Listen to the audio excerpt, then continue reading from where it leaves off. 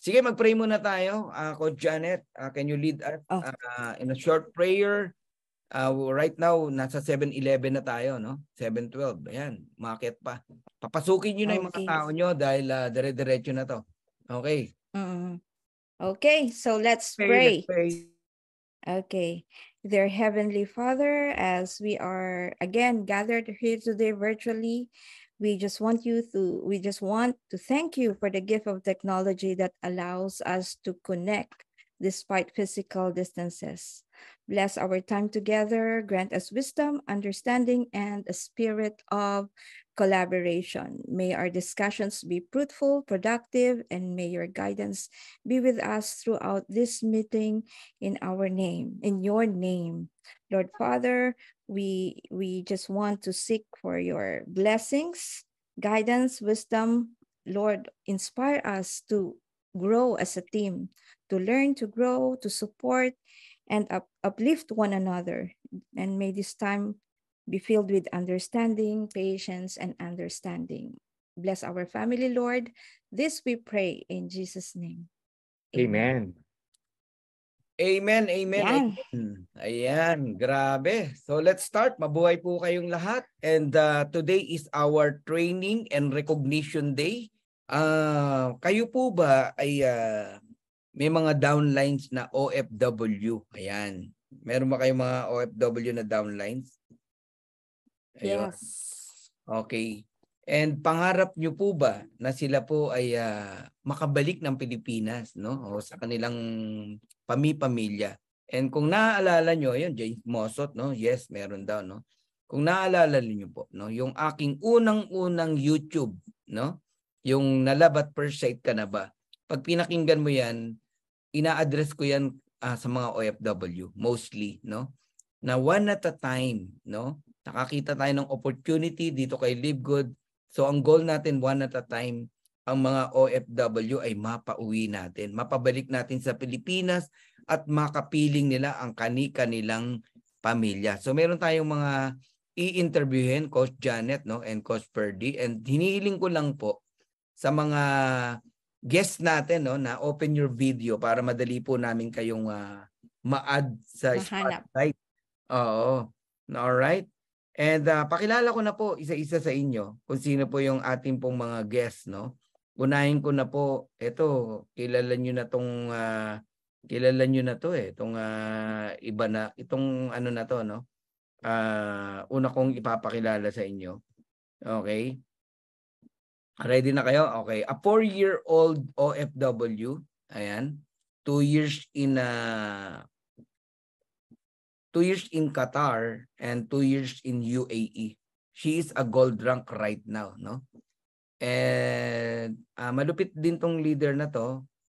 Gold na siya ngayon. At ngayon makakapiling natin siya at makikilala nyo, no? Dito sa Zoom natin. Ayan, eto na po. I-add spotlight si Jobilin Llagono. Ayan. Ayan. Good evening po sa inyong lahat, sa lahat po ng nanonood. Good evening po, Coach Fernan, Coach Ferds, and Coach Maria Janet. Ayan, good morning po, good evening po sa lahat na nandito. Kinakabahan ako. So, isa pong privilege talaga na napasama ako dito sa ganitong ngayon interview, 'di ba? So para din sa mga OFW na kagaya ko, hopefully marami po kayong matutunan kung bakit talaga pinush namin na makapunta dito sa Pilipinas for good. Nang dahil din po yan sa Live Good. Ayan. May inspired kayo sa mga yan. Ako po, ako excited na eh. Eto, another thank you Jobilin. Yes. Ito sa Japan naman ang galing, no?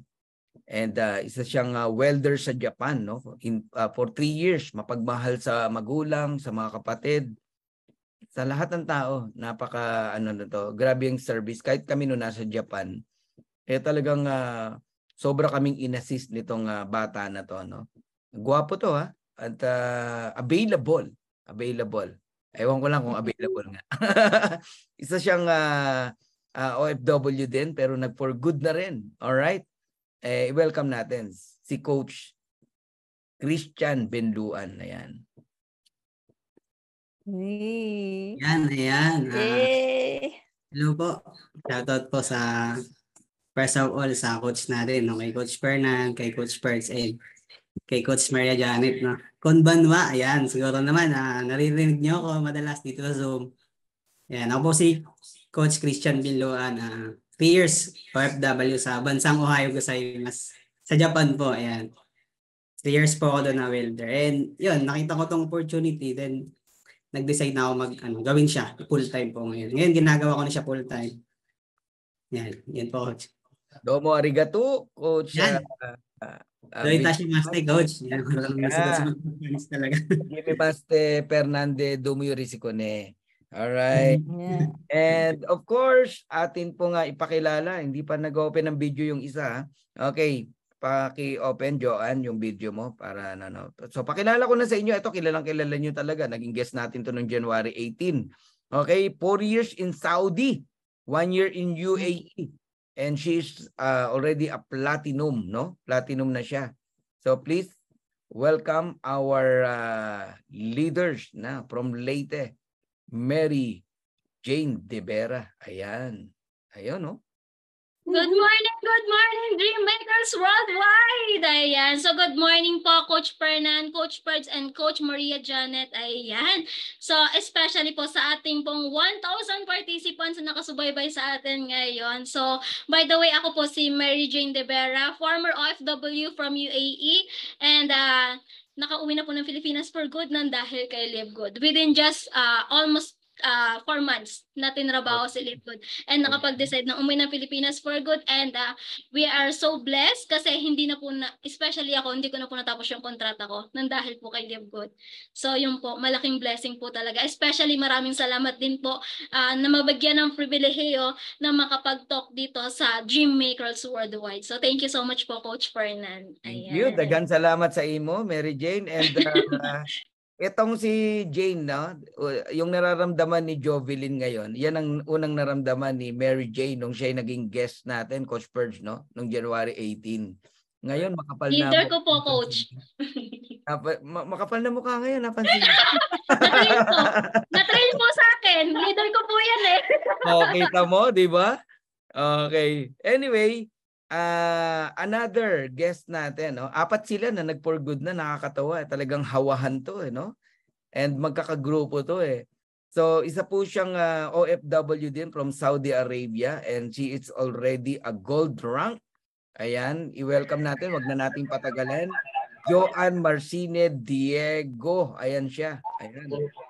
Ayun, sumapagpalang araw po sa ating lahat, no? Especially Coach Fernan, Coach Maria Janet, and then Coach Bird. Ayun, so kinakabahan din ako kasi first time.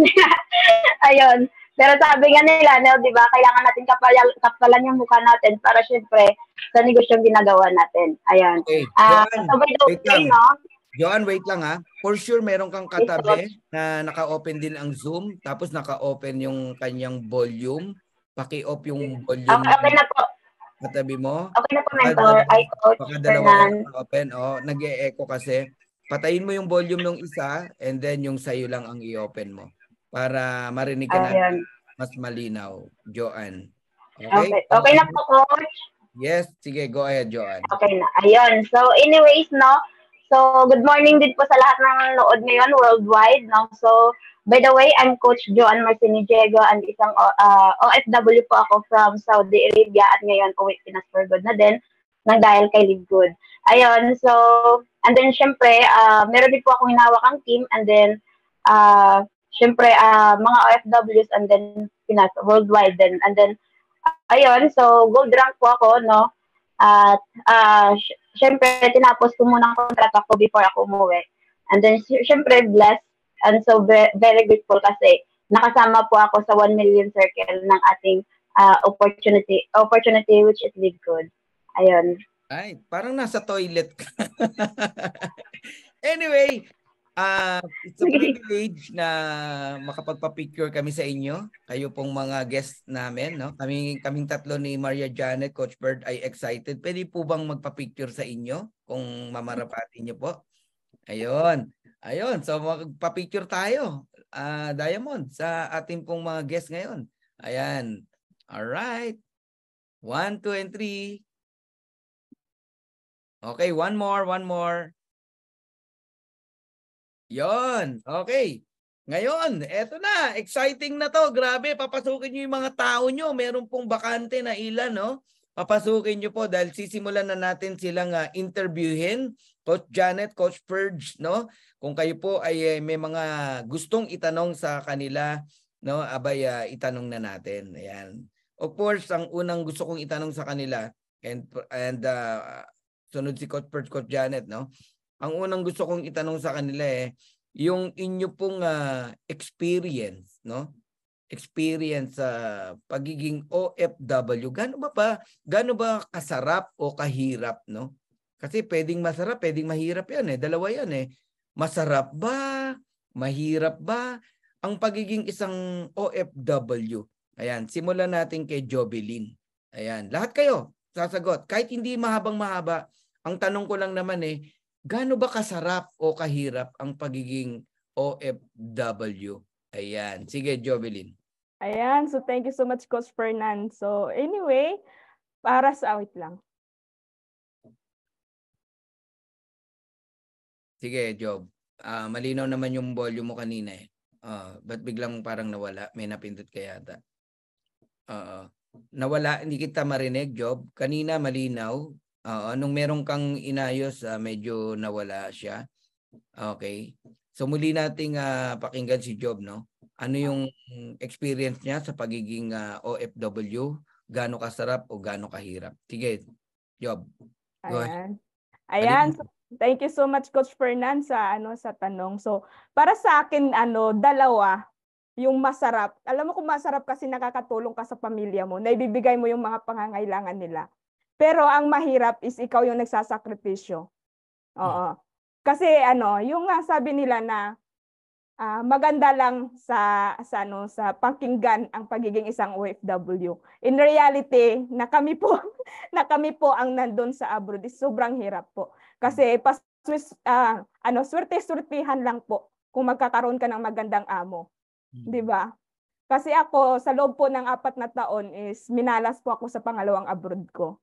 Nagkaroon ako ng tatlong balik sa agency kasi hindi ko kinaya yung una kong amo, yung pangalawa kong amo, tapos yung pangatlo, wala akong choice So kailangan kasi kung babalik na naman ako, so mag-i-extend yung ko doon. Pero yung nasa isip ko is everything's happen for a reason kasi nakita ko si Coach Mary Jane, nakita ko ang isang siya kasi ang nagdala sa akin sa ganitong industriya.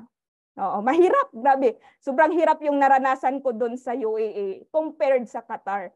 Sa Qatar kasi, first timer ako, so okay yung naging amo ko kasi alam niya na bilang isang first timer, siyempre nag-a-adjust sa akin, nag-a-adjust din ako.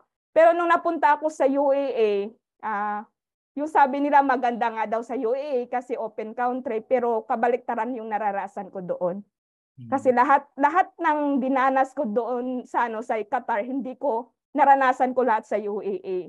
So naranasan ko na isang business, isang araw kakain. So yung tambak-tambak na trabaho kasi nagkaroon kasi ako ng unang amo, medyo mahigpit sa pagkain. Yung kailangan trabaho muna bago pagkain. So umalis ako doon. So pangalawang amo ko naman, yes, meron nga pagkain pero patay naman yung trabaho o patay naman yung katawan ko para sa trabaho. So dumating 1 a.m. Tsaka kapakakain ng hapunan tapos gigising ka ng alas 4. So doon ako nagpursige, nahanap ako ng another source of income na kayang-kaya kong gawin kahit na nasa loob lang ako ng amo ko, nasa loob lang ako ng bahay. 'Di ba? So blessed naman kasi nagkaroon ako ng amo doon sa pangatlong amo ko sa UAE. Pero minalas kasi hindi po kasi ako marunong magbantay ng bata. Dalaga po kasi ako, tapos bunso pa.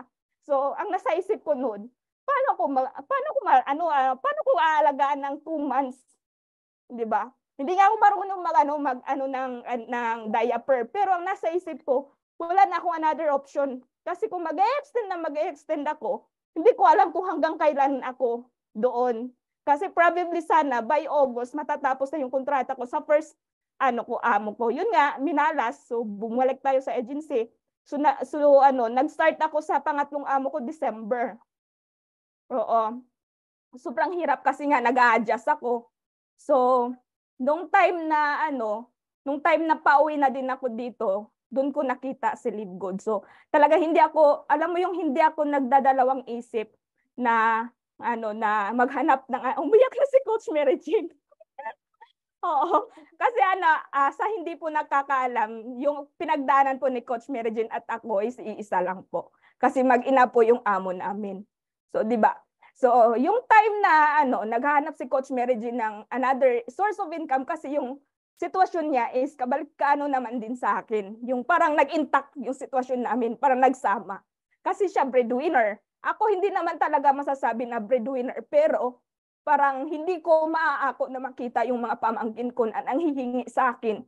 Kapatid ko. So, di ba, hindi mo yun maaako bilang isang kapatid. So, ang naiisip ko palagi, makakatulong lang. Pero, nandun na ako sa point na hindi pwedeng tulong lang ako ng tulong. Kailangan tulungan ko din yung sarili ko. Diba? Paano ko matutulungan sila kung ako mismo wala akong narating sa buhay? Hindi pwedeng hindi ko minamalit yung pagiging isang OFW, lalong-lalo na sa loob ng bahay. Pero yung nasa isip ko is hindi ako habang buhay ganito. Tumatanda ako eh. So yun ang palagi kong inisip. Kaya noong the moment na naghanap si Coach Mary Jean ng another source of income, kahit mahal, sinunggaban namin.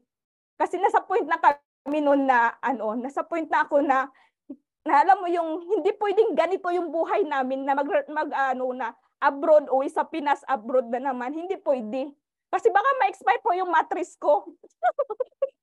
Pinapatuwa ko lang kayo sa seryoso na kayo.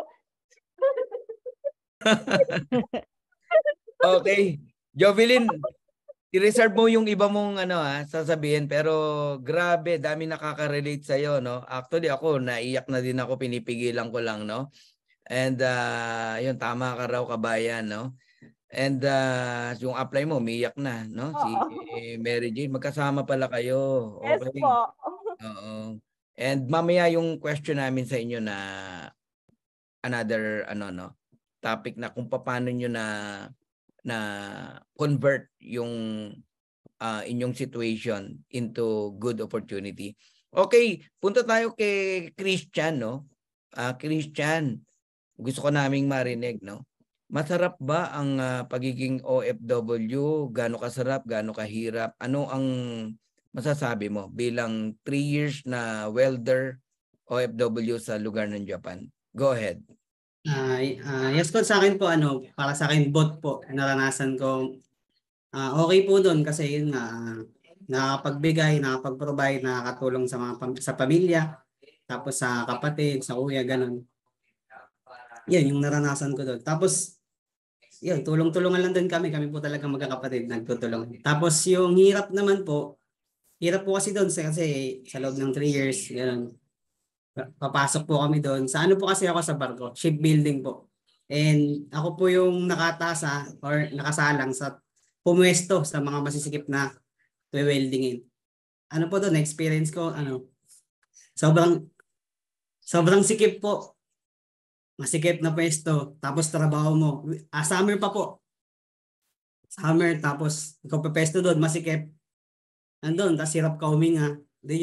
Yun po yung mga na experience ko. Kaya yun po yung hirap na experience ko. Tapos nasa iyo na lang po doon kasi yung safety nasa iyo na lang kung mag-iingat ka kasi may mga time po doon mag-welding po kami mataas na lugar. Nagkakabit naman po kami ng safety na Ako po kasi meron po fear of heights, ganun. Tapos sa mataas na lugar, mga fifth floor, ganun something. Mag-welding kami. Habang nag-welding po ako, siyempre, nanginginig po yung kamay ko sa takot, ganun. Yung iba hindi takot, pero ako takot po kasi. Tapos yun, dahil lang din sa hirap na swerte doon pagka winter po kasi yung trabaho po namin mainit welding, ganun. Pero pagka summer doon po, mangayayat ka po talaga sa init. Opo. Swerte na lang din po kasi nabigyan ako ng opportunity na makapag-abroad. Di ko naman pinag-pray ko talaga na makapunta doon. Maganda kasi nakatulong sa pamilya, gano'n, nakatulong sa mga kapatid. Tapos, yun lang din, nag-decide lang din ako na coach. Nung nakita ko ng opportunity, pinag-pray ko po talaga na dumating itong Live Good, inaral ko, gano'n po. Tapos, yun, nag-decide na ako na gawin siya. Tapos mahirap po talaga coach kasi sa 3 taon, paulit-ulit lang po yun na gano'n nangyayari sa akin. Eh, malay mo lang, bigla kang sobrang sikip po ng pwesto, may himatay ka doon, mawalan ka ng malay, hihilahin ka na lang sa paa mo, hindi. Ganun po. Kaya sabi ko, hanggang kailan na maganda naman yung malaki yung sahod po doon sa bansang Japan. Pero nag-decide lang din po ako na hanggang kailan na ganito po yung gagawin ko. Kung may opportunity naman, available naman po. Parehas lang, may hirap po kasi, pumili lang din ako ng gagawin ko na meron. Kasi nagiging successful naman ako sa lahat ng ginagawa ko. Masipag naman po ako sa trabaho. Why not hindi dito sa opportunity na to. Nabigyan ko ng oras na darating yung time magiging successful ako. Kasi sa mga trabaho po, madalas hindi po talaga ako ma-absent. Wala po akong late, absent, ganyan. Yun, kahit ano lang din ang pagmamahal mo sa company, once na may nagawa kang mali, suspend ka nila. Ganun po yung na-experience ko before sa mga other company ko. Madalas po 3 years ako sa yung mga employment po ako, ganun. Wala po akong absent. And ngayon, why not? Para naman sa sarili ko, magtrabaho ako para sa sarili ko. Yun lang po yung coach.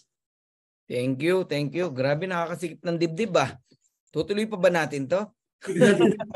Dalawa pa lang yung nagsasalita And Prisia, Joya, nakaka-relate ako sa situation. Naranasan ko rin yung nasa Qatar ko. Mahirap talaga magtrabaho. Gutom. Naiyak tuloy ako, sabi ni Josephine. Daming nagko-comment dito Good evening, Coach Fernan. Para sa akin po, hindi ganun kadali ang buhay sa ibang bansa. Ex-abroad po ako from Riyadh, Saudi. 3 months lang po ako kasi hindi ko kinaya. At umuwi na lang ako. At ngayon, na-meet ko si Live Good. Parang nabuhayan ako uli at nagkaroon ng pag-asa sa buhay. Si Rosalinda Petal Corin, siya po yan. Ang dami ang daming comment dito. Okay. So nakakadalawa pa lang tayo, isang question pa lang to. Okay, punta tayo kay Coach Joanne. Coach Joanne, masarap ba, madali, anong experience mo sa abroad, sa pagiging OFW? Okay. Ayun, so katulad din kay Coach Jubilin, so masarap tsaka mahirap. Kasi syempre, ako po, single mother po ako. Meron pa akong isang anak. So, yung reason why nag-abroad po ako, hindi ko naman talaga pinangarap. Kung yung iba, pinapangarap nila mag-abroad kasi sabi nga ng iba, masarap daw ang mag-abroad. Mayaman daw kasi. Pag nasa abroad ka, mayaman ka daw. Marami kang pera. So, hindi ko po pinangarap na mag-abroad kasi sa base sa mga naririnig ko sa mga kapitbahay namin na nag-a-abroad is minamaltrato ng amo. So, hindi ko po yun pinangarap. Pero dahil po sa hirap ng buhay, nangyari, kumbaga, grinab ko po yung opportunity na mag-abroad, lalo na po nung pandemic. Kasi wala po, especially may anak po ako na maliit. So, nag-decide po ako na mag-abroad, nang dahil sa pera. Kasi lahat naman tayo, problema pera talaga Anin man natin na kasama yung pamilya natin, kung wala tayong pera, wala tayong trabaho, useless din, no? So, yun, masarap siya kasi syempre nabibigyan ko sustain ko po yung needs ng family ko, ng anak ko. Pero sobrang hirap, deep inside talaga sobrang hirap. 'Di ba? Iyak na ako. Ayun, so why kasi syempre ako po meron po ako sa anak ko, hindi ko po naranasan na mawala sa kanya ng ilang oras lang. 'Di ba? So pero dahil po sa pera, sinakripisyo ko po yun. Yan. So, nablessan man ako ng mabait na amo. Pero, yung tipong yun nga, nabless na mabait naman yung amo ko. May alaga akong bata Pero, yung masakit doon na part, naalagaan ko po yung ibang bata, pero sarili kong anak, hindi ko naalagaan. Especially pag alam niyo yun na nababalitaan ko lang na may nangyari ganun, may emergency kasi ganito kasi yung may time kasi na kumbaga yung anak ko nahulog. So nabali talaga yung buto niya. So So sabi ko kung ako kaya yung nagbabantay ng anak ko, mangyayari hindi. 'Di ba? So nabibigyan ko man sila ng syempre ng needs nila, nabibigay ko nga yung gusto ng anak ko, pero hindi ko siya kasama, hindi ko siya naaalagaan. So yun yung pinakamasakit na part. sa pagiging isang OFW. Kaya sobrang hirap talaga na kumbaga nasa abroad ka, 'di ba? Hindi mo na alagaan, especially sa mga magulang na sa mga nakaka-relate. So kaya nung dumating si Livegood, nung shinare talaga si Livegood, kasi syempre hindi po si Livegood talaga yung unang company na sinalihan ko. Pero dinala ako ulit dito ng upline ko dito sa Livegood.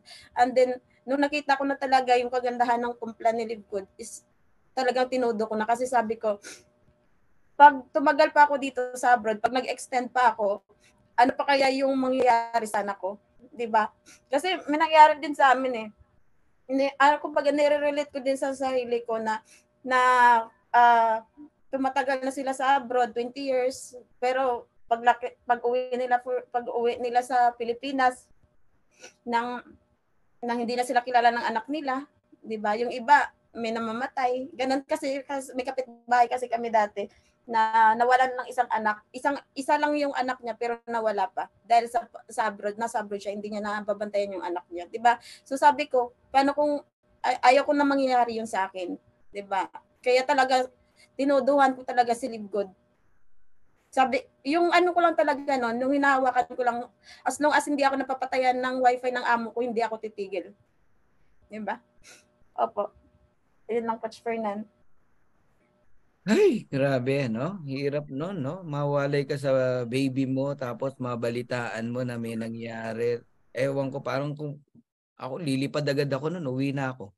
No? Kahit na anong mangyari. Ang hirap, grabe. Kaya lang, siyempre may kontrata. Hindi ka pwede basta-basta uuwi, no? Ang nag-iiyakan na po ang mga tao rito, no? Dito sa mga tagapakinig natin, no? Grabe po ang mga comment dito. Naiyak na ako tuloy, from Efren Alejandre. Nakakayak naman mga experience nila, coach. Papunta na naman ako ng work. Grabe ang iyak ko kasi nakaka-relate ako much. Ayan, si Dina, Guanlao, Gracia Reyes, OFW po ako dito sa Saudi. Ramdam ko po ang hirap na dinadanas nila. Grabe, pero yung mga mahirap, malayo sa pamilya, ayan, masaya kasi mabigyan natin ng pangailangan ng ating mga anak. Pero tapusin ko lang ang kontra ko. Magpo-for good na rin ako, gagawin ko na full-time si Livegood. Naiiyak ako kasi may mga bagay na relate ako. Ayan, si Kent Bayer, tulo din ng luha niya. Ayan, si Papay Benito, umiiyak din, no? Si Dina, ang bigat daw ng dibdib niya, grabe, tulo luha. Ayan. Pakitulungan po si Go Wide Pass. Hindi raw niya tayo marinig, no? Newbie siya. Mukhang hindi niya naklik yung audio wifi. Go Wide Pass ang name niya sa Zoom. Yes po, coach, mahirap kung doon na tayo sa umpisa po, excited. Pero kung doon ka na, hindi mo na malaman ang yung nararamdaman. Homesick sa pag-alala sa sarili. Sabi ni Orlando Crisostomo. Grabe luha ko habang naguhugas, sabi ni Rosemary. Grabe naman yan. Alice, kasi Queen, nasubukan ko po mag-abroad. Ang hirap po, especially pag may anak na maliit. Sobrang sakit sa kalooban. Kaya saludo ako sa mga OFW, lalo sa mga nanay. Kaya ito na si Livegood, ang instrumento ng Panginoon para madami tayong matulungan. Kaya wag tayong magsawang ikwento si Livegood hanggang sa makarating sa mga taong karapat-dapat. Ay, relate po ako, coach, kasi maliit pa baby ko. Hindi ko iniwan, kaya relate po ako. Yan, si Pearl Diaznes. Yung kanina si Alice kasi Queen, no? Ayan. Okay. Sakit na sa dibdib, ang dami rito. Grabe, coach, naiyak talaga ako, primo. Ayan, masakit sa dibdib po, LB. Sobrang relate ako, coach. Single mom, super challenging, coach. Sabi ni Geraldine. In Phoenix, bakit ganito topic? Guys, alam nyo, no? Hindi nyo lang alam, napakarami pong OFW na kailangang maabot nitong opportunity na to, no? Para maintindihan nyo na hindi to pera-pera lang, no? It's a matter of life, no? Life and death, sabihin na natin, no? Alam mo, sa isang simple sharing, awakening to sa lahat, no? Sa isang simple sharing, pwedeng may mabago ang buhay dahil sa pag-share mo ng opportunity. Huwag yung tignan ang Livegood lang sa $25. Huwag yung tignan ang Livegood sa spillover lang, no? Imaginein mo sa bawat taong masharean mo, pwedeng makapagbago ng buhay.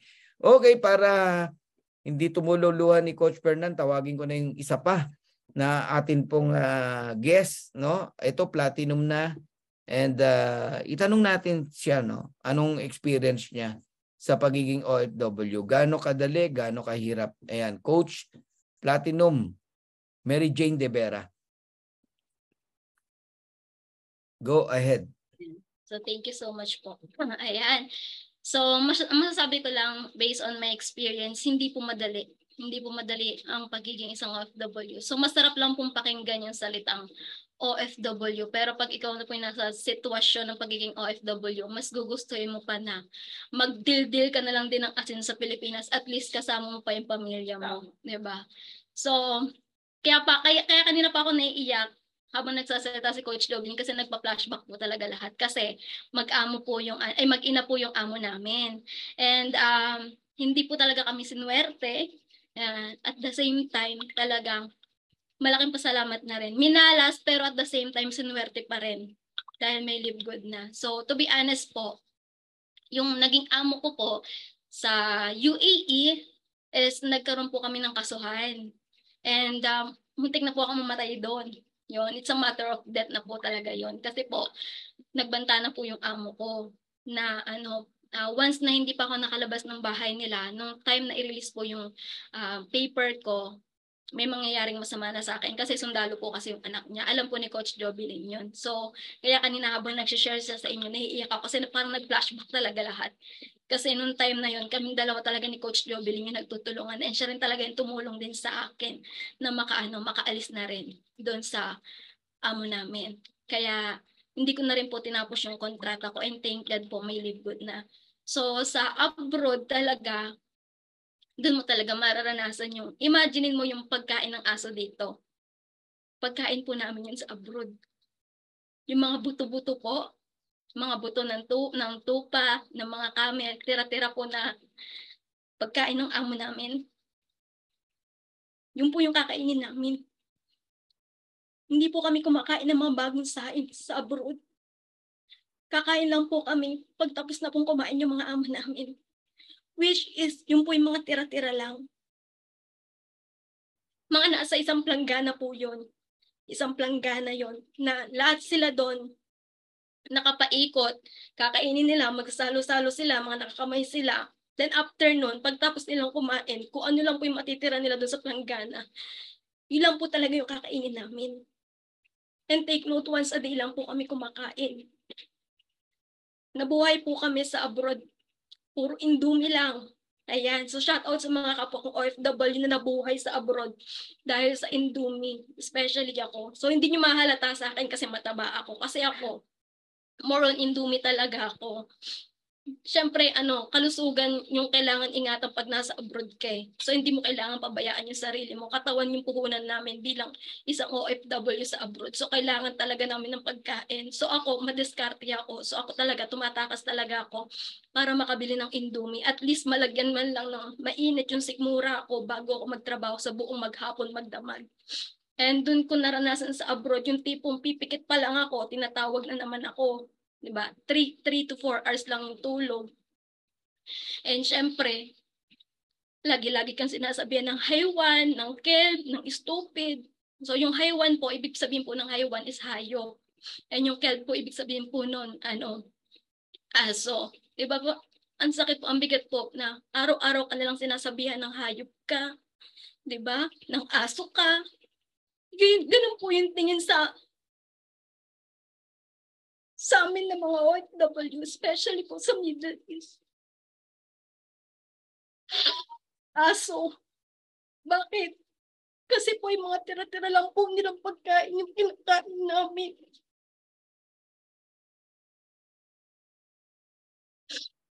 Ganun po kababa yung tingin ng mga amo namin sa amin bilang OFW. But at the same time, syempre laban para sa pamilya, para sa pangarap. Para sa sarili, di ba? Magpatuloy lang hanggat di pa nakikitang matagumpay yung sarili, yung pamilya, patuloy, laban lang.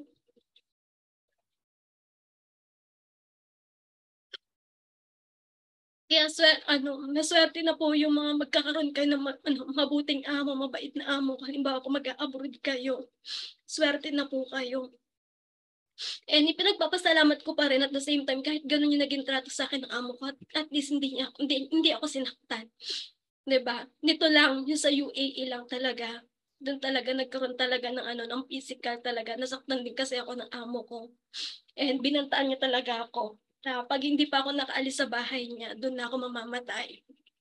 So doon na ako nagmadali na tumawag sa embahada. Ang masakit lang kasi sa agency namin, pagka OFW ka kasi, especially pag Middle East ka, once kasi na nakalabas ka na ng bansa, wala nang pakialam sa yung agency mo. Yun yung masakit. Diba? Yung kahit kaya maraming OFW, especially sa Middle East, ang namamatay. Kasi kahit kailangan namin ng tulong, pag tumawag kami sa agency, hindi kami tinutulungan. Kami pa yung masama. Maraming beses po akong tumawag sa agency nung time na yon. Pero ang sabi ng agency, tiisin daw. 2 years lang naman yung kontrata, kaya naman itaguyod. Walang problema sa amin. Sabi ko sa agency ko, walang problema sa akin ng trabaho. Ito yung trabaho na pinunta ko dito. Pero yung babantaan, sasaktan ka, pagdadamutan ka sa pagkain, even itlog, isang pirasong itlog. Sa sobrang gutom ko, kasi maghapon yun eh. Maghapon, magdamag talaga walang kain. Sa sobrang gutom ko, alam niyo pag ginawa ko, nagnakaw po ako ng itlog sa ref. Nung nalaman po ng amo ko yung galit na galit pa. Itlog na lang yun isang itlog lang. Galit na galit pa. Diba? So, ganun po yung naging sitwasyon ko dun sa UAE. And buti na lang talaga sa previous company namin, nakilala namin sila Mentor Ryan Rosales. So, malaking pasalamat din. Dahil hanggang dito kay Libgood, dinala niya kami. May sponsor, LNGP yun, na nag-build talaga sa amin ni Coach Dobby Lim para makauwi na ng Pilipinas for good. Malaking pasalamat po talaga namin na dumating na talaga si Libgood. Kasi hanggang ngayon niisip ko pa rin, paano kung nung time na yon na ganun yung nangyari sa amin ng amo ko, hindi pa ako Libgood. Wala pa ako sa Libgood, wala pa akong ipon, wala akong savings. Saan ako pupulutin?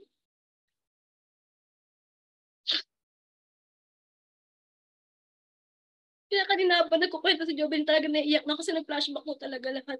Nakita ko po kasi yung sitwasyon ko. Kita ko po, nag-flashback ko kasi talaga lahat yung sitwasyon ko doon sa UAE. Kaya anong time na na-release kagad yung papel ko galing po sa embahada ng UAE. Agad-agad po na mayroon po isang Pilipina na kasama din namin doon na binigyan niya ako ng number po ng taxi para makontak ko kasi sabi po kasi ng amo ko, once na lumabas po ako sa bahay nila, may mangyayari na daw sa akin. So ako, ang ginawa ko, habang nag-e-empake ako ng gamit ko, tinawagan ko na po yung Pilipina. Sabi ko sa kanya, lalabas na ako ng bahay ng amo ko. Kailangan may taxi na paglabas ko. So yun, paglabas ko po ng bahay ng amo ko. Ang masakit pa nga doon, pinagtulakan pa ako eh. Binato niya pa talaga yung mga gamit ko, binuhos niya talaga. Hindi po talaga tao eh, hayop po talaga yung turing eh, diba? So paglabas pa lang po ng bahay ng amo ko, buti na lang po dumating na po kagad yung taxi. And buti na lang po ng time talaga na nasa Libgood na ako kasi yung pera ko po na kinikita sa Libgood, naipon ko po. Yun na po yung pinambili ko ng ticket. Magkano po yung ticket ko? Pumatak po siya ng 30,000 in pesos. Yun. So buti na lang po talaga may Libgood. So kaya mapapayo ko po sa mga kapwa namin OFW, ito na po yung magandang opportunity natin. Huwag na po natin hintayin na maranasan nyo pa yung mga naranasan namin. So ayun po, thank you so much po Coach Fernan. Sorry ha, sorry talaga. Mga hayop yung mga employer na yan, no? Grabe. Ay, nako. Oh my God. Grabe. So, ang daming comment dito ha. Talagang nag-iiyakan na yung mga tao natin. Pasensya na ho. Importante itong topic na to, no? Para makita nyo yung halaga ng buhay, no? Na pwedeng mawala, no? Yung panahon, yung oras na i-google nyo sa pagiging OFW. Okay sana kung maganda talaga yung nagaganap eh. okay yun, no? Pero kung hindi, naku, sus, ang daming pwedeng pagkakitaan sa Pilipinas kahit hindi live good. Ang dami. Mabubuhay ka kung talagang marunong ka lang, no? Nakakasama lang ng loob kasi talaga, no? Naghanap ng OFW, ng employee, pero anong gagawin sa mga kababayan natin, di ba? Yung agency naman, patapos makuha yung kanilang pera sa mga employer. Yes. Wala na, yun lang ang goal nila, no? Tapos yung mga Pera. nilang wala na silang malasakit. From freedom, sobrang nakakaiyak naman, sakit sa dibdib. Si Team 1 sabi niya, no? Taga Saudi rin to, sasabihan ka pa raw ng wasaka. It means marumi. Kami nga taga-linis taga-luto, tapos sasabihan ka ng wasaka. Luluraan ka pa sa harapan mo. Bastos, no? Grabe, mga demonyo. Whoo! Si Rocky Lynn, Diyos mio, tumutululuha ko. Emery, grabe, nakakayak talaga. Sumakit ang dibdib ko. Tumutululuha ko, Coach Fernan. Cecilia Casanova, kaya nga payo sa mga gustong mag-abroad. Isipin nyo maigi, lakasan nyo loob nyo. Alamin ang mga karapatan. Yun. Ambi, from Cecilia yon, Casanova. Ambi, oh my Lord, praise God, na survive nyo ang mga ganong sitwasyon. God bless everyone. Nobilin ako sa thanks God, God is good, at nakita natin si Live Good, praise God. Sakit sa dibdib, sabi ni Lucy, buti na lang mabait ang amo ko. Si Mariquil, iyak ng iyak, kabuwal, yan, sobrang nakakayak, sabi ni Gemma. Sa lahat ng OFW, hatawin na si Live Good, hayaan ng ngayon na sila na magtrabaho sa sarili nila. Ayun, from Rosemary, yan ang naranasan ko ngayon, mga tira-tira. Minsan pa ako, kinukuha ko na sa basura ang ibang itinatapon nila, lalo na noong nasa Russia. Sinasabihan pa ako na slave lang ako, kaya iniwan ko din kasi pinagpapala na ako ng snow. Yun ang di ko kinaya. Isipin mo, ang lamig nun. Ay, nako, si Rosemary yan. Grabe, nakakayak sobra. From Madeline. From Pearl Diasnes, awa ng Diyos, mabait naman yung amo ko dati, at Royal Blood, ang mga boss ko, mabait sila. Di ko naman po talaga na-experience ang ganyan. That's true, hirap ang buhay. OFW, mapalad lang kami, nasa ospital, at pag kami nalas po ay pwedeng ma-rape ang mga kasambahay. Sobrang hirap ng buhay, OFW, sa Panginoon. I believe may experience na ganyan, no? Hirap na lang ikwento, no? So let's change the question, the topic, no? And at least nakita nyo po, no, na hindi po madali ang maging OFW, hindi po lahat masarap ang buhay, di ba? Pero dito naman tayo sa positive, no? Pero gusto ko magtanong na si Coach Per at si Coach Janet. Go ahead, Coach Perdy. Sige. Yan. Medyo baguhin natin yung mood naman. Anyway, no, thank you for sharing and relate. Maraming nakaka-relate, and talagang God is good, no? Dinala tayo ni Lord dito sa Live Good. Anyway, yung tanong ko, iba naman to, no? I believe, no, bago kayo mag-abroad, bago nyo when you decide to go abroad, di ba? Kahit papano, meron kayong nilabas na pera, no? Ewan ko kung may nagsanla pa yung iba, may binentang ganito, di ba? Kasi maraming tao, 3,000 lang nga si Live Good, 600 pesos na nga lang ang subscription, pinoproblema pa, no? Pero ito, no, mag-a-abroad ka, malalayo ka sa pamilya, tapos ganito lang yung mangyayari sa'yo. How much did you spend bago ka mag-abroad para makaalis, no, ng bansa at magtrabaho sa inaasam-asam mong trabaho na I don't know how much yung sweldo, na kung papalaring ka, bahala na, kung maganda, bahala na, di ba? Pero gumastos ka pa rin di ba, bago ka umalis. Magkano yun? 3,000 lang ba? Di ba? Sa Live Good kasi, we're just offering 3,000 or 8,000 plus for 1 year na, di ba? Na pinoproblema pa ng karamihan. Ito, para makapagtrabaho, magkaroon ng sweldo, ng ganitong magkano mang nasweldo na yan, ang layo sa pamilya, ang hirap ng trabaho, pero ang nilabas mo magkano? Yun. Yan ang tanong ko sa iyo. Sino gustong sumagot? Mabilis lang yan. Kasi marami pa kaming tanong sa inyo. Meron ba naglabas ng pera? Ano po, coach? Hello, coach. Ako na lang po sasagot, coach. Yung nagastos ko dun, coach, sa nasa 100 to 150,000 po. Pa-Japan. Wow! Nagawa, coach, lang po, nangutang lang din. Nangutang sa home credit, ganyan. Tapos sa mga interest yun, ha? May interest yun. Lakas na interest sa home credit. Ang laki na interest. Tapos nung pagdating ko naman po ng Japan, yun po yung inuna kong bayaran para matapos. Kasi malaki po, inuna ko agad, binayaran ko po agad. Pero marami po rin yung coach na pinagdaanan, tulungan po talaga kami magkapit. Ngayon po, nasa 100 to 150,000. Overall na po yan. And naabot po ako, coach, ng 2 years para po may mga swerte, 6 months, mabilis ganun. Ako 2 years kasi inaabot din po ng pandemic. Na-delay din po kami nun. Kami po yung survivor ng pandemic. January 2, parang January 3 sarado na po yung embassy. Nakalis po kami January 2. Kinabukasan sarado na po. Ngayon, kaya no? Kaya rin po talaga. Blessing din po talaga na nakapag meron pang gustong magdagdag sa na yan?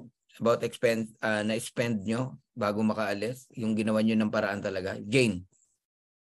Actually, sa Middle East po, wala po talagang binabayaran. All expenses po talaga ng agency yun. Pero kasi ako, before ako mag-apply bilang DH, nag-apply po ako ng skilled. Kasi po, graduate po ako ng nursing aid. Na-applyan ko po talaga pharmacy assistant. Pero ang hinihingi po kasi sa akin is 65,000. And syempre, mahirap po yung buhay sa Pilipinas. Kaya hindi po talaga kinaya. Kaya bumagsak po sa DH, sa Middle East. And wala pong expenses doon pagka po DH po sa Middle East.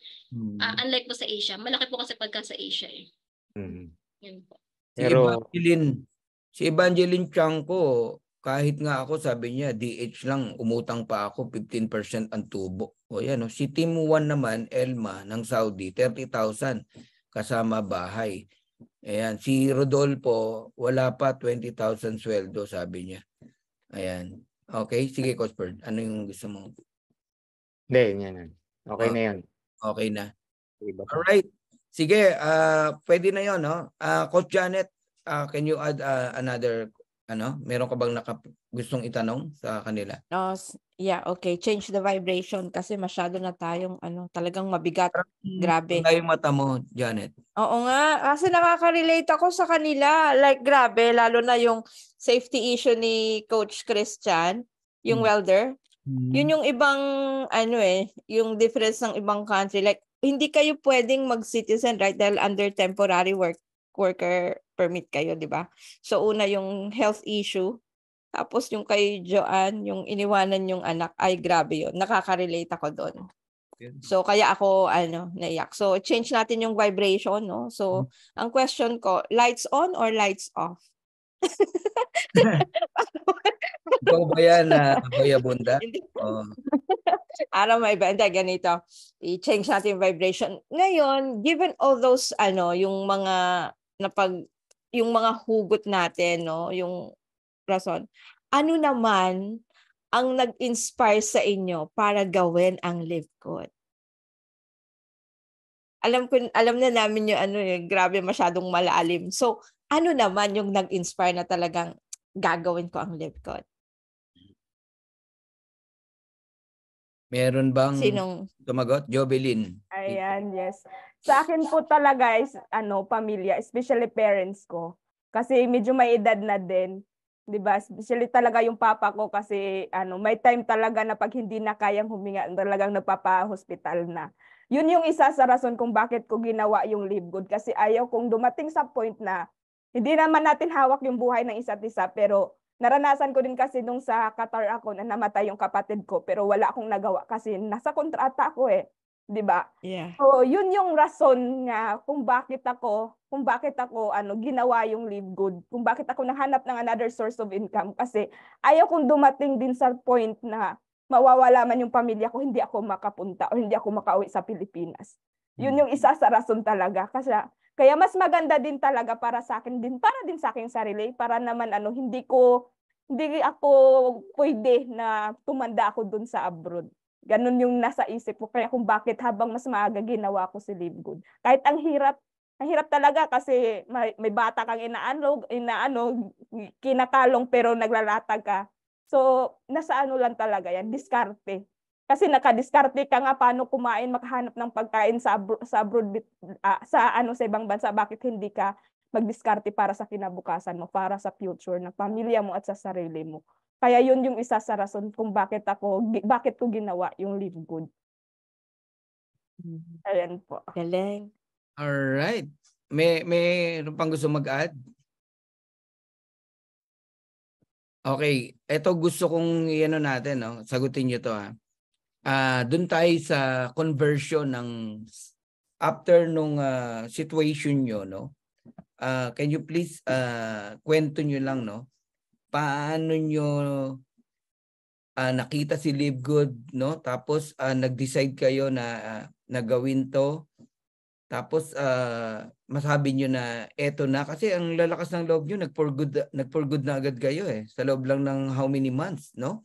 Ikwento niyo na rin how many months paano ka nag-for good sa kabila ng kailangan mong kumita sa abroad para sa pamilya mo.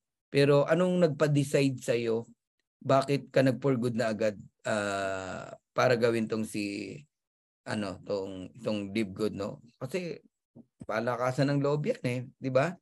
Sige, sino nang gusto sumagot dun sa tanong na yon? Anong nagpa-decide sa'yo na mag-for good na? Kailangan mo nga magtrabaho, kaya ka nga nag-abroad. Kailangan mo kumita. Raise your hand, sino? Unahin natin si Joanne. Ayan. Sige, Joanne. Okay. So, ayun po. So, kwento ko lang, no, before Live Good talaga is, meron po akong opportunity na sinalihan din. Okay, nakilala ko po yun nang dahil din po sa kaibigan ko. So, shinare niya sa akin. And then, syempre, dahil bago lang po ako sa ganito, bago ko lang po narinig na may mga online business. So, sabi ko, why not na hindi ko subukan? Diba? Kasi sabi ko nga, ayaw ko tumagal dito Ayaw ko tumagal sa abroad. So, sabi ko, why not hindi ko subukan? So, kahit sa malaki yung puhunan nun, and then, syempre, ilang accounts, mga 7 accounts, and then, syempre, kinuhanan ko din yung ate ko nun dahil sobrang baliw, di ba? Kasi, syempre, first time First time na ganito, ay, yayaman ako, di ba? Tapos, online lang. So, why not na hindi ko subukan? Tapos, part-time ko lang siya gagawin. So, ayun. So, kahit sa malaking puhunan nun, I think 24,000 sa 7 accounts. Kinuhanan ko pa ate ko, 7 accounts din. So, doon kasi syempre unang company So ang ano ko talaga noon, ang mindset, ang vision ko talaga is doon ako yayaman 'di ba? Hindi kasi naniniwala talaga ako na wala sa pagiging isang empleyado yung pagyaman. Nasa negosyo. So yun, and then syempre na-down ako doon kasi yung expectation ko doon versus reality, 'di ba? Sobrang kaiba talaga. And then yun, na-down ako doon kasi syempre nagka-problema. Pero sabi ko pa noon last na ano ko talaga sa coach ko, hindi na ako mag-online business. Diba? Kasi doon ako na-disappoint ako Kasi syempre grabe yung power, 'di ba? Grabe yung power pero ganito lang pala yung mangyayari, no? Grabe yung effort ko doon pero sa 1 year and 3 months 'di ba? Yung kinita ko dito kay Live Good hindi nagkalahati doon sa kinita ko. And then syempre ang masakit pa doon hindi ko pa nakuha lahat. Kasi hinold. 'Di ba? Ayun, nagka-problema ang upline, lahat kami ng downlines nadamay. So ang masakit pa doon kasi yung mga tao ko OFW na yung sinabihan ko na tutulungan ko, kasabay ko sa pag-asenso, wala. Na-disappoint din. So yun yung pinakamasakit kasi syempre gusto ko na hindi lang ako yung mabago yung buhay, pati yung mga nagtiwala sa akin. So lahat sila na-disappoint din. So, ganon lang. Kumbaga, nadamay ko sila. Diba? Ganon. So, grabe talaga disappointment. Pero nung shinare sa akin ulit ni coach ng upline ko, yung nag-guide sa akin doon sa past company, shinare sa akin si Live Good. So sabi niya lang sa akin, meron akong ipapasa sa'yo. Nahiya pa siya kasi syempre na-disappoint na ako sa unang kampanya. Nahiya pa siya i-share. Parang medyo naalanganan. Tapos sabi niya, may sisend ako sa'yo na link. So panoorin mo lang. Yun. So unang tingin ko, syempre sa YouTube yun ni Coach Fernan. Ayun, so sa sinasabi niya na love at first sight ka na ba? 'Di ba? Gano'n, yun yung unang napanood ko. Then syempre, nung una ko talaga siya napanood, sabi ko, grabe talaga, napapaluha pa ako habang pinapanood ko yun. 'Di ba, sa sobrang na-inspire ako. So ang ginagawa ko na sa sobrang baliw ko sa pinanood ko noon na kay Coach Fernan na video, bawat share screen niya ini-screenshot ko yun. Ganon ako kabaliw. So, sabi ko na, and then syempre, yung maganda doon is 3,000 pesos lang yung ilalabas na puhunan. Naglabas nga ako ng malaking puhunan sa past company ko. Why not kay Live Good, di ba? 3,000 kinakain lang yan namin ng isang araw sa Middle East. Di ba? Nagagastos yan sa mga walang kwentang bagay. No, sa mga wants lang na nagagastos yung hindi lang 3,000. 'Di ba? So why not, sabi ko, hindi ko subukan. Tapos yung ang ganda ng Kumplan is, ang nagandahan ko doon, yun nga, yung sa puhunan, and then syempre sa Kumplan na lahat talaga kikita. Lahat may potential na kumita. So sabi ko talaga sa sarili ko, paano pa kaya pag trinabaho ko? 'Di ba? Pag trinabaho ko si Live Good, ano kaya yung mangyayari sa akin dito? Lalo na nagmamadali talaga ako, sabi ko, tapos ang kontrata ko kailangan makauwi for good na ako. Dahil sa reason nga na sa anak ko. Diba? Yun yung reason ko. So why talaga na kahit andyan yung amo ko, kahit binawalan ako na pag andyan kami, hindi ka pwede mag-cellphone, yun yung sabi ng amo ko. Pero ginagawa ko, bahala na, 'di ba? As long as hindi ako napapatayan ng wifi ng amo ko. Na minsan nga napagkakamalan na akong buang kasi nagsasalita sa CR, kasi naglalatag sa CR harap ng salamin, 'di ba? Kung anong itsura, kung paano 'di ba? Kasi sa sobrang ganda ng Live Good. Ganun po ako kabaliw dati. Kaya na-hit ko po yung gold rank in just 2 months. Diba? Wow. Ganun po. And then syempre, umincome ako in just sa first month ko 33,000 plus ata yun. And then sabi ko, pag trinabaho ko pa to, na tinuduhan ko pa to ng tinuduhan, so ito na yung mag-uwi for good sa akin. Diba? Kasama ko pang anak ko, kasama ko pamilya ko, nabibigay ko yung gusto at kailangan nila. Diba? Hindi lang kailangan, gusto. And then syempre sa sarili ko, wala na akong among tatrabaho, wala nang among magbabantay sa akin, wala nang among magdidikta sa akin, 'di ba? Hawak ko yung oras ko. So sabi ko, why not dito tuduhan ko kay Live Good? 'Di ba? Ito na 'yun eh. Ito na talaga. Sabi ko, ito na. Kasi syempre, $1 kaya mo makuha eh. 'Di ba? Nabibinta, nandoon na agad sa GCash, 'di ba? So, and then syempre, na kumbaga bumalik yung talagang ko na makatulong talaga sa mga katulad kong OFW. Kasi halos lahat ng OFW na nakakausap ko talaga is mas grabe yung nila, pinagdadaanan sa amo. So, talagang na-open ko sa kanila. Din syempre, nagtitiwala sila sa akin kasi lalo na pareho kaming OFW. So, pinaparamdam ko lang din sa kanila kung ano yung kinagandahan ni Live Good at bakit, kung paano naging totoo si Live Good. Diba? Kasi syempre sinashare ko lang sa kanila yung income ko, totoo na yun.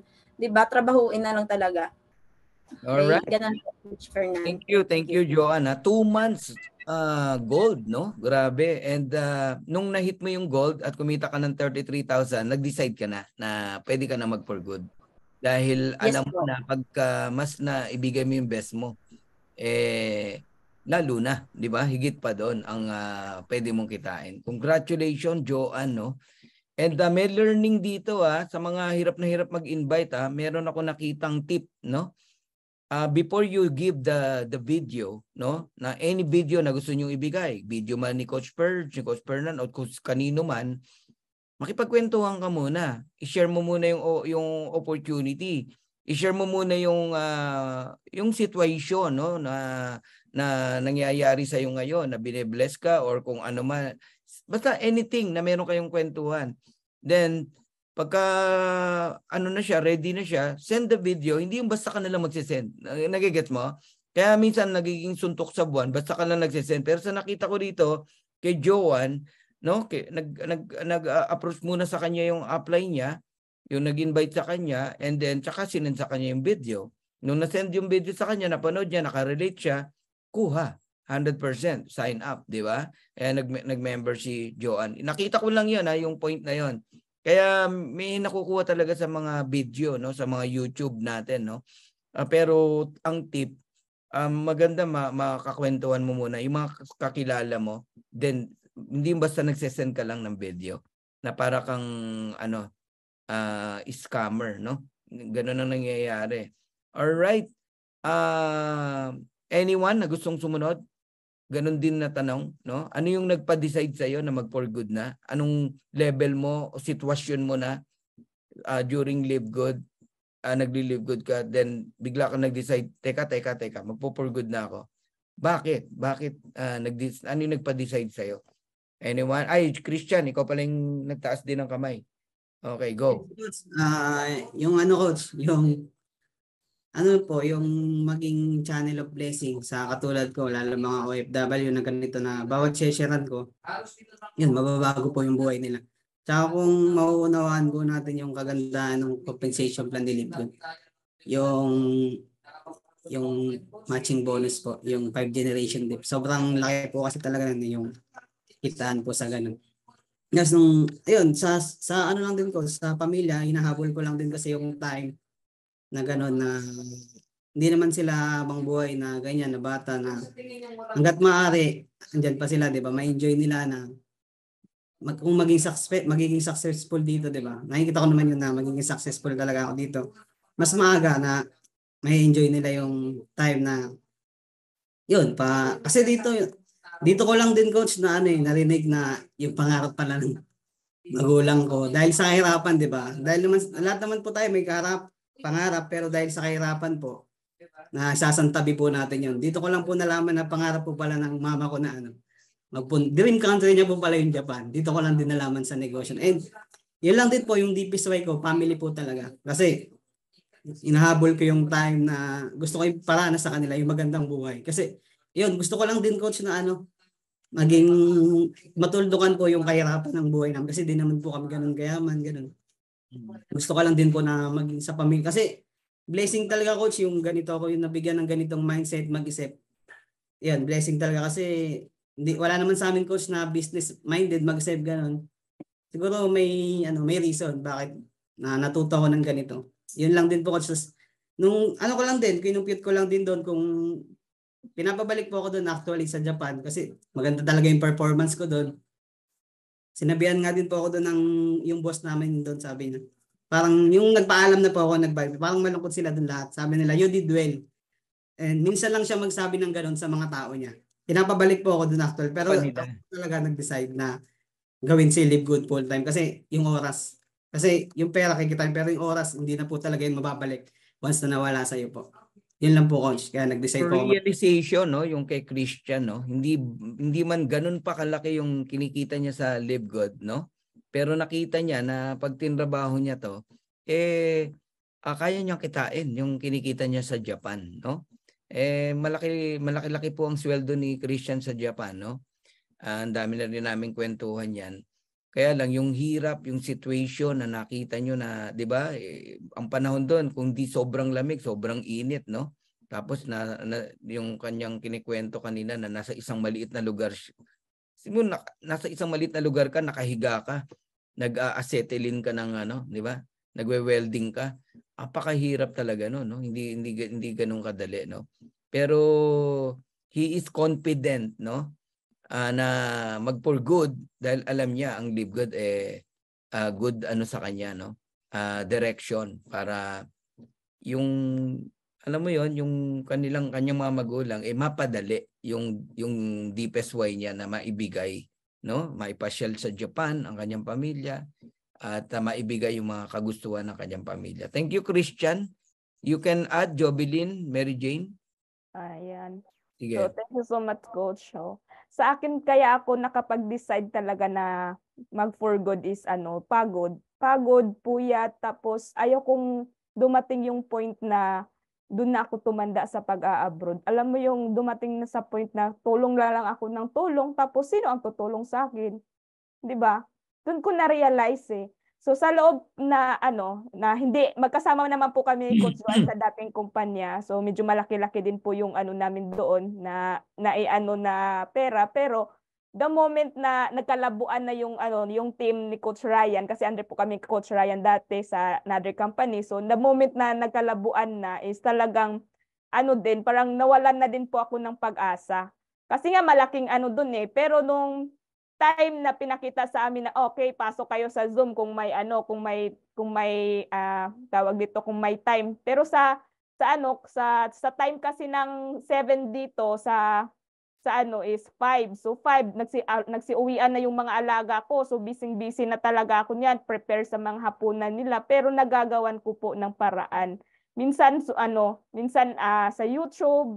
Tapos minsan pumapasok ako, doon ko na-realize na maganda ang Live Good kasi sumugal nga ako doon sa 24K, almost sumabot din kami doon ng 100K kasi yung pabago-bago yung sistema kasi lumalabas ng ganitong system na naman, another system, another kitaan na naman. So syempre bilang isang OFW, gusto mong makapag for good. So lahat, kung ano ang offer sa isang kumpanya, lahat kukunin mo. 'Di ba? Sino nakaka-relate? So ganun talaga kami ni Coach Mary Jean kung sinabi na ganitong system na naman, tapos na kami doon sa 8 na kitaan. So dito na naman sa 8 na tawag dito, another rank. So ang ginawa namin, labas talaga na kami ng labas ng pera kasi nga ang plano talaga namin is makapag for good na. So the moment na nakita ko yung Live Good, okay to kasi sa halagang 3,000. Tapos yung iniisip ko pang long term kasi tingnan mo si Netflix hanggang ngayon nag-ooperate pa. Si Amazon hanggang ngayon nag-ooperate pa. So talagang tinudo ko. May time talaga na na hindi ko na nakukuha yung alaga ko, pinapagalitan ako ng amo ko kasi nakakalimutan ko yung alaga ko kasi sa kalalatag, sa kakasend ng so yung mga CR hindi ko na halos alam mo yung relate yung mga OFW dito sa ko talaga na hatawin yung Live Good, yung CR ng amo ko, yung kahit na saang CR tinitignan ko na lang yan, pinupunasan ko na, hindi ko na binubuhusan ng tubig, matik na yan kasi ang iniisip ko kailangan sa loob ng isang CR makalatag ako ng 3 tao o makasend ako ng Zoom or makasend ako ng link ng dapat 5 tao dito na CR sa susunod na naman. So instead na ginawa kong part-time, 'di ba? Ginawa kong part-time yung negosyo pero ginawa ko siyang full-time doon. Ginawa kong part-time yung pagiging isang OFW ko doon. So napapabayaan ko yung mga alaga ko. So the moment na naging gold na ako, so nagkalabuan din kami ng amo ko kasi pinauwi niya ako na hindi pa tapos yung kontrata ko.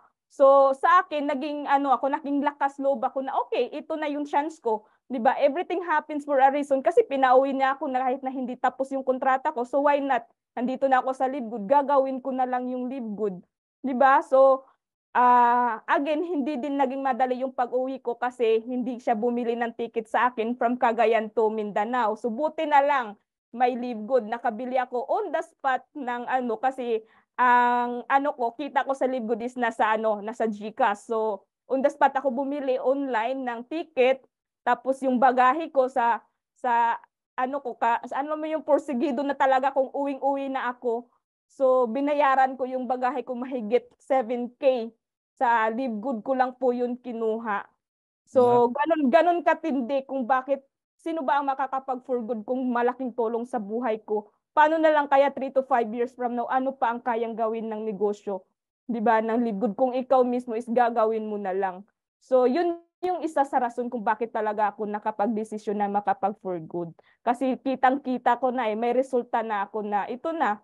'Di ba? Kumikita kahit papaano, pero at least nakaka-survive ako. Hindi na ako yung tipo na yes, kumikita kami sa OFW bilang 220 to 25,000, swertihan na pag 25,000, pero yung pagod, puyat hindi mo kaya. Di masusuklian. Unlike dito sa Live Good, ikaw ang gagawa ng sarili mong sahod. 'Di ba? At saka nasa time pa din, may sarili ka ng time, wala nang amo na sa iyo. Magsasabi na ganito ganyan dito. Pala ng sweldo, no? 20 to 25. My God. Pinaka swertihan na po yun talaga, coach, 25 kasi usually pag middle is 20 to 21. Aabot pa nga sa Saudi Arabia, aabot nga 19 yan eh, 19.8, parang ganun, 19.8, oo. Depende sa palitan. Kaya talagang mas pinursige namin dito sa Live Good kasi ang laki. Kahit pa paano kumikita kami monthly. Si Coach Mary Jane kumikita na monthly 20,000. So bakit pa kami pupunta sa abroad? Di ba? Oo. So ayun lang. Saka alam mo na pag nagsipag ka, higit pa doon ang kitain mo, di ba? Kaya mong i-predict yung income mo sa Live Good eh. Sipag lang ang katapat eh.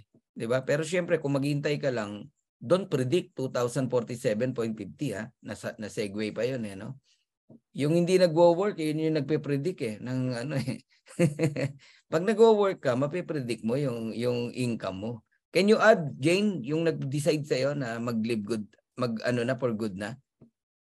Ayan. So, what made me decide na mag-for good? Yung pong sitwasyon ko doon. Aside from that, syempre, napansin ko po kasi maganda po yung pamalakad ng community po under po nila Coach Martinel Dagasdas, Coach Trix Zaizon Quezon, especially kay Coach Ryan Rosales and my direct upline kay Linji Peyon. So maganda po yung pamamalakad nila sa mga tao. And talagang sila po rin talaga yung nag-build din sa akin and nagpalakas din ng loob sa akin. Kaya nga dumating talaga sa point na sa CR talaga naglalatag talaga ako. Ayan. So, yung tipo talagang mayat maya nagpapaalam sa amo kahit lagi kami nag-aaway ng amo ko, nagbabangay ng amo ko, makapaglatag lang talaga ako sa CR. Ginagawa ko talaga.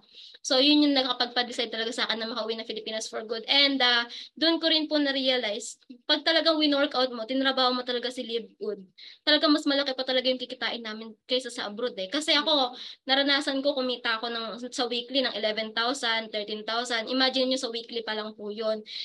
What if... Pakiulit?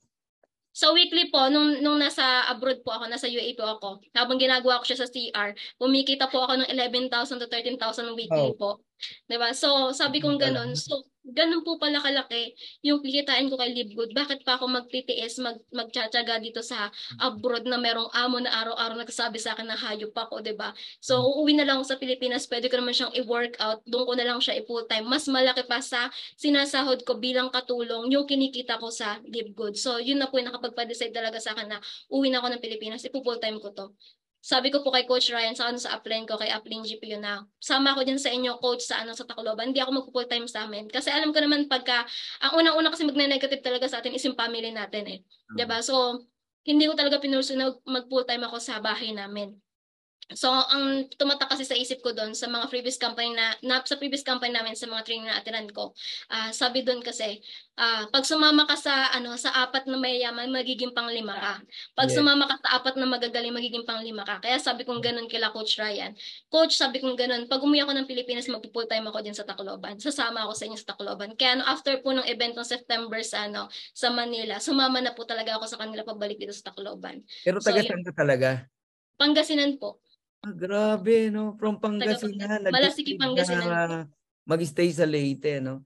Pangasinan, Manaya. Ay, naampo. Talaga yung surrounded ka ng mga tamang tao eh, di ba? Opo. Alam mo, right decision niya. Kahit ako, ganun ang gagawin ko. Even Christian Benluan, ha?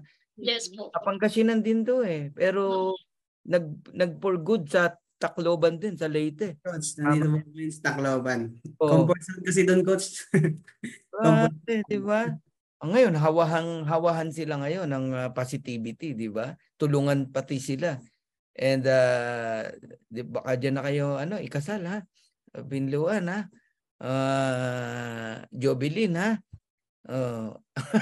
Joke lang. Ba't ba napunta doon? Hindi na ma-expire yung mattress, Coach. Hindi na ma-expire yung mattress ni Jobilin. Correct. Oo. Ang dami pang comment dito, ha? Pero malapit na tayong mag-closing, no? Can you add, Coach Purge, Coach Janet, na tanong para sa kanila?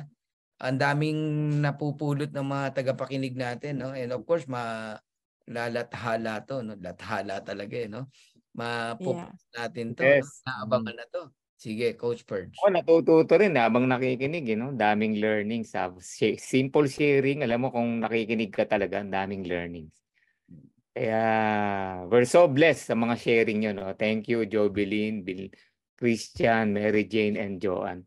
Yung last question ko sa inyo, no? Kasi yung isa ko sanang question, yun din pareho kay Coach Fernan. Nasagot na. Pero pinalitan ko ito. Ano yung nabivision mo, no? Or nakikita mo 3 to 5 years from now na buhay na meron ka, no? Doing this Live Good business. Woo! Yan, no? Yan. Ako. Future naman tayo. Sige. Future. 5 years, ha? 3 to 5 years from now. Sige, Christian Binluan, nauna ka nagtaas. Hello po, Coach. Bali, ano po, yun, time and financial freedom talaga na mabibili mo na yung gusto mo, tapos travel na lang with family, tapos maraming mga asset po na yun, tapos makakatulong na lang sa mga ibang tao, ganun. Yun po, Coach, na 3 to 5 years from now, ano na, doon pa lang sasali yung mga ibang mga negative, yung mga na-invite pa, yung mga, lalo na yung mga magagaling. Marami pong magagaling na networker. Doon pa lang sila sasali. 3 to 5 years from now, lalo pag meron na pong warehouse sa Philippines, doon po talaga dudumog ng tao kasi mura po talaga yung products ni Live Good. Tapos in quality pa. 2 beses po ako yun, Coach, naka-order doon sa Japan. Dumating po, tapos 1 beses po sa Philippines. Ganun po talaga, lalo pag may warehouse na po sa Philippines. Kasi minsan po ang gusto talaga ng mga tao maging healthy. Dito po kasi kay Live Good, magiging healthy yung tao sa murang halaga lang. Yun po, Coach. And yun, maraming sasali, Coach, kasi hindi sila makakabili ng ano eh, pag hindi po sila member. Doon, kahit doon ka na lang, magantay ka na lang doon sa gate, lalo pag nag-open eh, kailangan magantay ka na lang doon, bilang ka na lang, tapos sila, magpapa-member na sa'yo. Yun po, Coach. Financial freedom po. Travel na lang na magta-travel si Coach Christian kasama yung pamilya niya. Hindi lang sa Japan niya madadala yun, no? Paka-healthy, no? Sa produkto ng Live Good. Si Jane, ikaw ang pangalawang nakita ko nagtaas ng kamay. Yes po.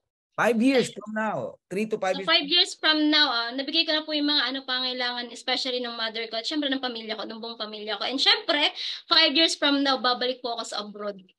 Pero hindi na po para maging isang OFW, para magkape na lang sa Paris. Di ba, Coach Joey? Wala ko sasampalin mo yung employer mo Hindi na po para maging OFW. Di ba? Para mag-enjoy na lang ng fruits of di ba? Fruits of labor, sabi nga, di ba? So para i-enjoy na lang yung naging income, kinikita dito kay Live Good. Balik tayo sa Saudi, sampalin natin yung employer mo. Akala ko sasabihin niya, who you? Sasabihin niya, who you? Hindi po natin makikilala kasi itim na po sila, hindi po sila makikilala. Wala pong pagkakilanlan. Tapos ikaw naman, sexing magandang-maganda. No? Sila, di ba? Tapos, nirentahan mo yung o nag-ano ka ng acquire ka ng Ferrari. Doon ka bumaba pa. Tapos, pasabas mo, hello! How are you? Anong pangalan niya, di ba? Katawa, 5 years. Grabe, mayamang-mayaman tayo niyan. Jobilin, ikaw, ano nakita mo? 5 years from now. So 5 years from now, so marami akong nakikita, Coach. Alam mo yung time na hindi ko na problemahin yung kailangan ng pamilya ko, especially po sa mga pamangkin ko. Kasi sinali ko po lahat ng pamangkin ko dito even though kahit ako ngayon ang magsasakripisyo, pero the moment po nakikita yung account nila, grabe yung nakikita ko, hindi ko na po problemahin or yung pamilya nila, hindi na nila po problemahin yung pang tuition sa pag-aaral, college, high school. Yun yung nakikita ko kung bakit talaga mas nakafocus ako, kasi pang future ng pamilya ko at sa sarili ko. Siyempre sa sarili ko, meron na akong sariling sasakyan, bahay. Ganun nakikita ko 5 years from now, Coach. So may time talaga na bakasyon na lang sa ibang bansa. Kasi isa din yun sa gusto ko talaga. Makapunta sa ibang bansa. LV na ba? Sa Dubai. Oo, LV. LV na ba? Naka-Prada. YS. Gusto kong balikan yung Dubai, Coach, kasi actually nakapunta ako sa Dubai pero kalong ko yung bata or push ako ng cart ng bata kasi may bata akong inaalagaan. Pero gusto ko makapunta doon, makapunta sa Dubai na alam mo yung proud na ako, nakapunta ako, naka-shopping ako na mag-isa or may kasama man, at least proud ako na hindi na ako katulong pumunta doon. Businesswoman na. So inshallah mangyayari din yun 5 years from now, di ba?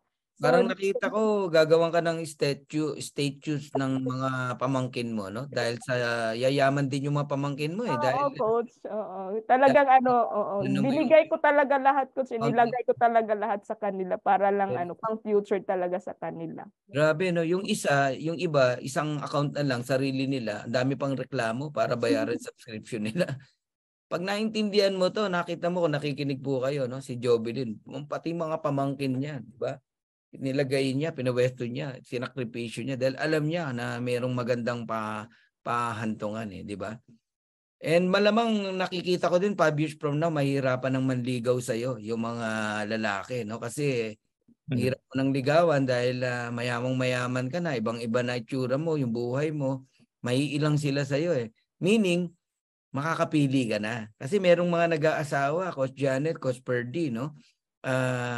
Kahit sino na lang, makapag-asawa lang eh, di ba? hindi na makapamili, gawa ng bukod sa nagkakaedad na, wala pang pera. Para bang yung pangarap niya, ginawang sagot is yung pag-aasawa.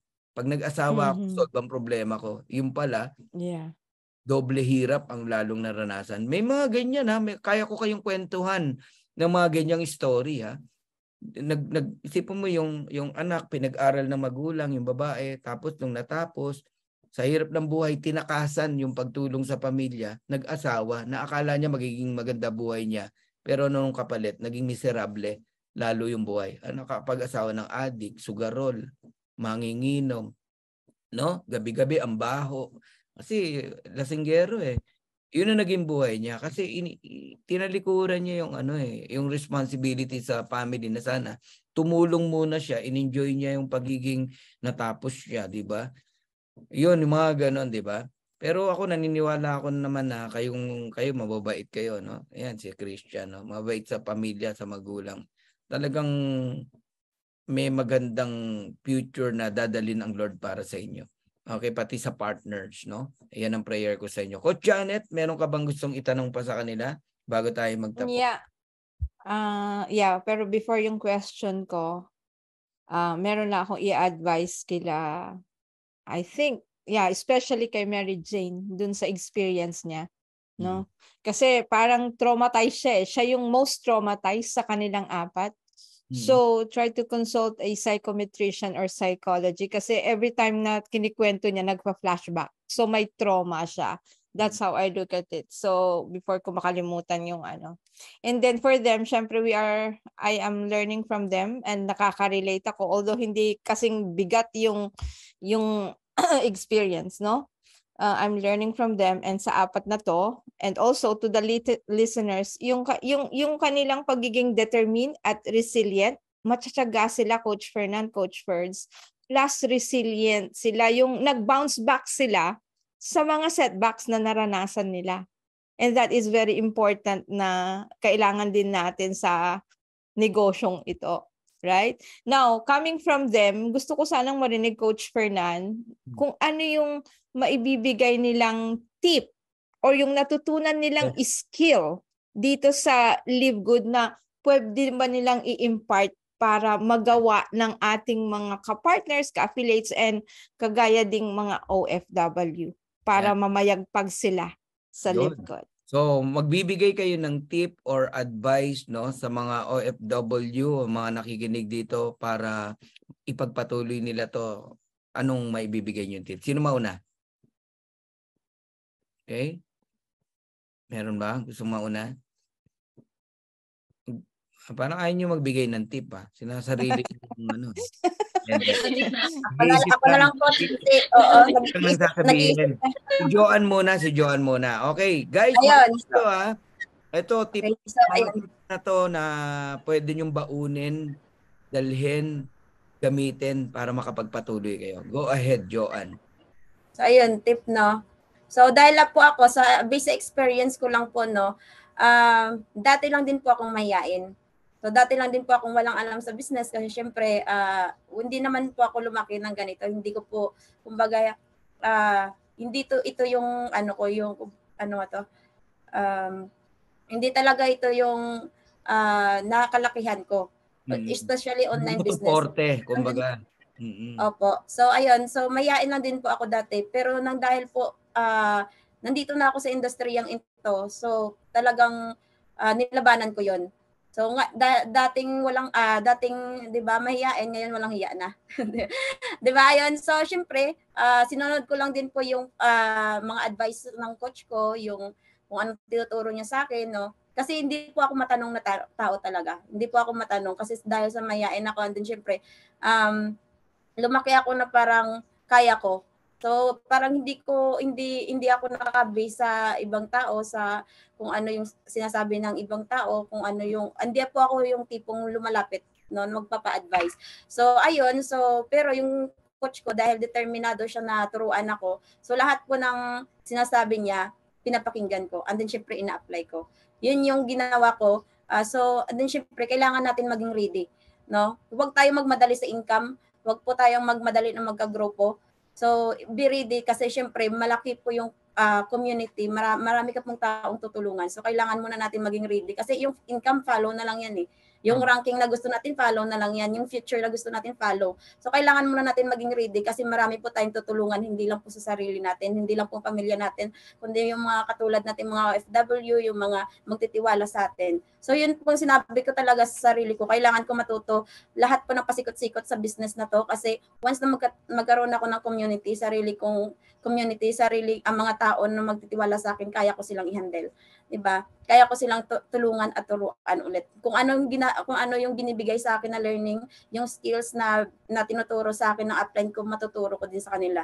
'Di ba? Kasi hindi ka matatawag na leader kung hindi ka marunong sa pasikot-sikot sa business natin. 'Di ba? Hindi ka matatawag na upline kung hindi ka marunong. Hindi mo sila kayang turuan, hindi mo sila kayang i-guide. 'Di ba? Kasi hindi naman lahat ng OFW, hindi lahat ng mga tao talaga is pareho yung mindset natin. Pareho kung skill set na meron tayo. So kung may kakayanan ka, no, kung kaya mo, so gawin mo. Ayun. And then syempre kailangan lang focus, and then syempre know your why.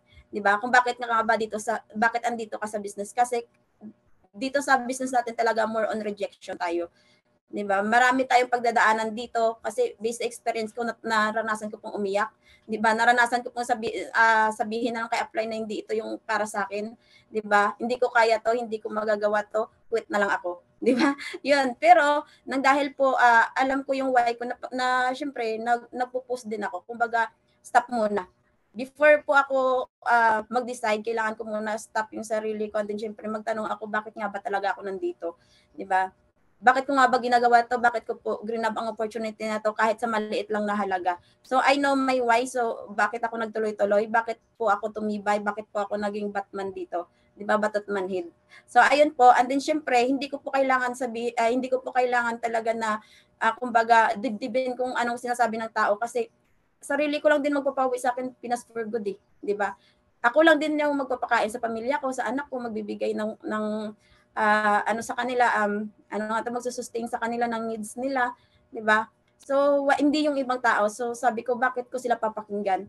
'Di ba? Kasi dito naranasan ko dito na kahit yung pinagkatiwalaan kong tao, yung sobrang, 'di ba? Malapit na kami pero siya pa yung nag-down sa akin, 'di ba? Ganon.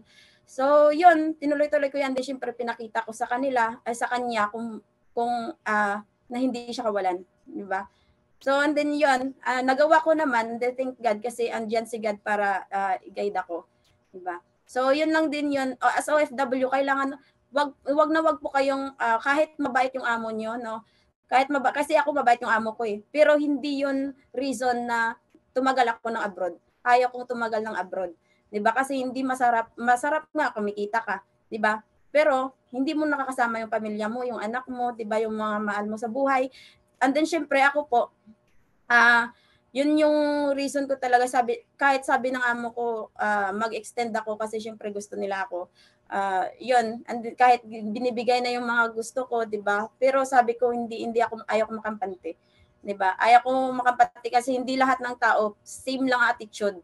'Di ba? Sabi ko, baka magbago to, 'di ba? Baka unang kontrata lang to, okay sila. Pero pagka next, baka iba na, 'di ba? So hindi po ako nakampante na mabait yung amo ko. And then syempre, malayo sa anak ko, ayaw ko 'yun.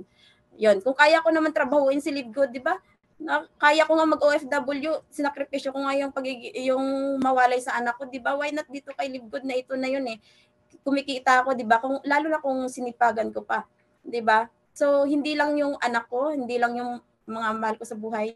And then syempre yung vision na nakikita ko talaga dito is magkaroon po ako ng sariling sasakyan, bahay na dream house ng papa ko kasi papa ko panday siya. Nagagawa niya yung dream house ng ibang tao pero sarili niyang pangarap na bahay hindi niya nagagawa. 'Di ba? So yun lang, and then syempre babalikan ko yung amo ko, no? Pero iyayain ko na lang siya kain na lang sa restaurant. Diba? Ayun. And then syempre siguro kain na lang kami sa labas ng pamilya ko, 'di ba? Mga mahal ko sa bahay. Then syempre under my community, no, marami na din po siguro akong tulungan, and then syempre Millionaires Club na din. Ayun. Thank you, Joanne. Thank you. Grabe, dating mahiyain, hindi niya linya ang ganitong industriya, pero kitang-kita natin, no? Abay, nag-NDO na eh. Lahat ng diniscuss niya nasa NDO eh, di ba? Okay, bigyan ko lang diin yung sinabi niya na yung deepest why lahat yun eh, sinabi niya, no? So pag malalim ang reason mo, dahilan mo, talagang lalabas ang galing mo. Inaral niya yung negosyo kahit hindi niya linya to. Tama nga naman, anong isi-share mo kung wala kang enough na knowledge?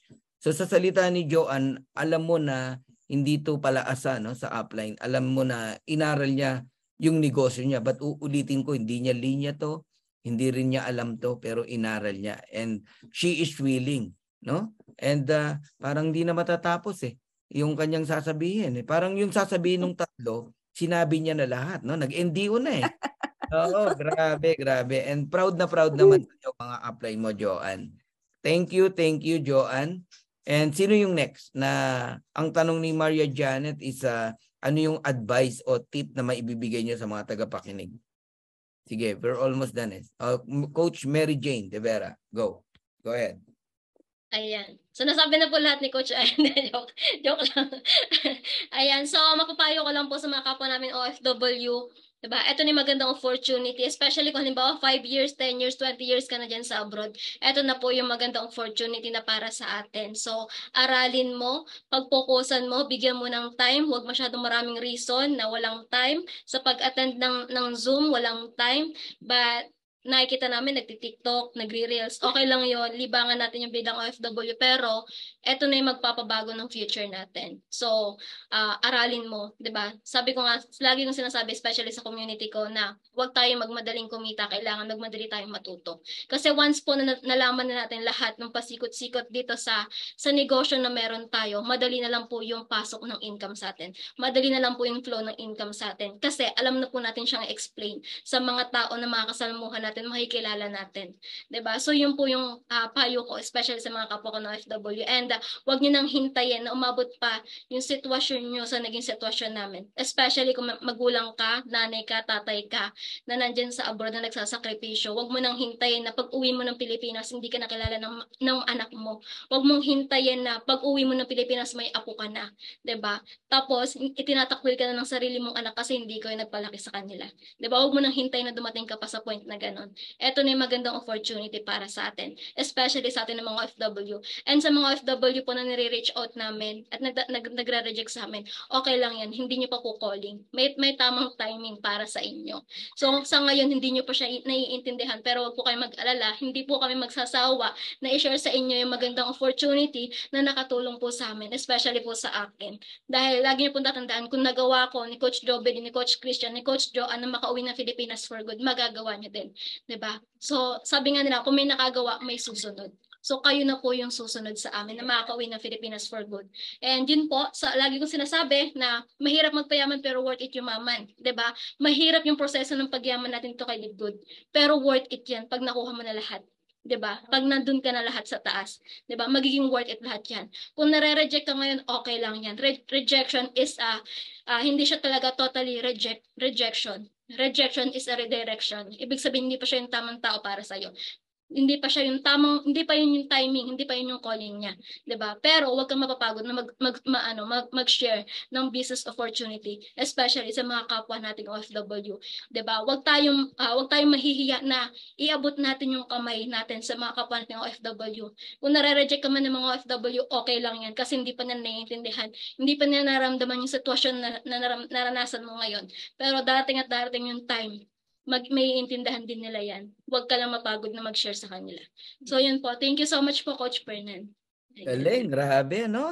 Grabe, grabe, ha? Daming, nakaka-inspired na message, no?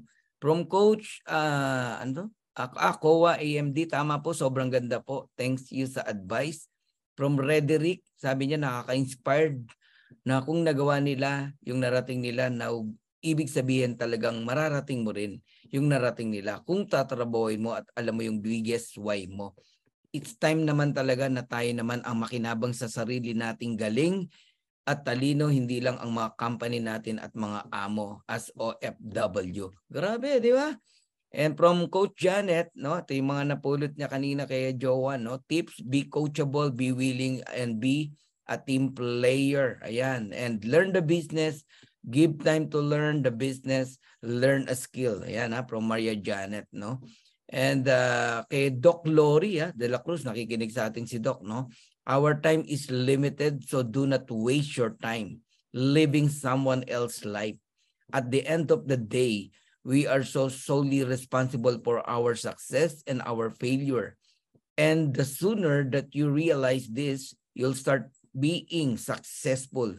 So do not blame others for your present situation, because if you do so, you will always be a failure. Your success starts and ends with you. Ganda, no? From Dr. Lori de la Cruz. Thank you, Doc, ha? Ayan. Grabe, no? And from Primo Flores, Coach Fernan, pwede ba ako makahingi ng record? Abangan nyo po, ipopost natin to. Ayan. And another take, no, from Maria Janet, do not take rejection personally. Rejection are part of the journey. Ayan yung mga tips ng mga speakers guest natin, ha. Ito pa, another from Maria Janet, no? Galing to sa mga speakers natin, have clarity, be clear with your whys. Ayun. Ayan. Ang dami pang rito, ha, message. Ngayon lang po ako kaka-reject lang dito sa Hong Kong OFW din. Move in agad para next na naman. Tama. Wag kang mag-swimming sa rejection. Super na-inspired ako sa lahat ng mga sharer. I'm the next sa inyo. Ayan, ha, si Angel, na-inspired sa inyo. Gusto rin niya maging sharer one day. From Coach Ryan, once you learn, you will earn. The more you learn, the more you earn. From Coach Ryan Barillo. Ayan. Huwag magmadali kumita, magmadaling aralin ng business, kusa na yung pera na lalapit sa'yo. Tama, be a fast learner. Okay, hindi yung ang focus lang income. From Pearl, solid po talaga mga batang ito. Nawa lahat ng OFW po nakikinig. Sobrang ang gagaling ng ating mga guests. Nako, mukhang ang daming magpo-post nito. Okay, yes po talaga ang pakinggan. Yes po talaga ang pakinggan. Thanks God. Kaya masarap talaga ang a-attend ng Zoom. Kaya nga dadalhin nyo lagi ang prospect or mga downlines nyo. Especially sa training. Di ba? Hindi yung lagi mong pinoproblema sila. Kakasagot sa tanong nila. Hindi mo naman masagot. Kung dinadala mo rito, mula kanina, simula, ang ganda ng mga pinag-uusapan natin, no? Pati yung subscription, pati yung spillover. Ang dami, Coach Ferdy, Coach Janet, na topic natin, ha? Talagang ang dami mong mapupulot na aral, no? From Mila Flores, aralin ng business at intindihin para magawa ng tama at ma-share sa deserving na tao na nangangailangan din, lalo na sa mga OFW na katulad ko. Yun, abot kamay, sabi ni Jane, di ba? Iabot mo yung kamay mo sa mga gusto mong matulungan. Grabe, nakaka-inspire talaga from Cheryl Bernal. Ang mga sharer natin, tama yun, aralin muna bago hatawin. Kasi pag natutunan mo, madali lang talaga. Grabe, ang dami pa, ang dami pa.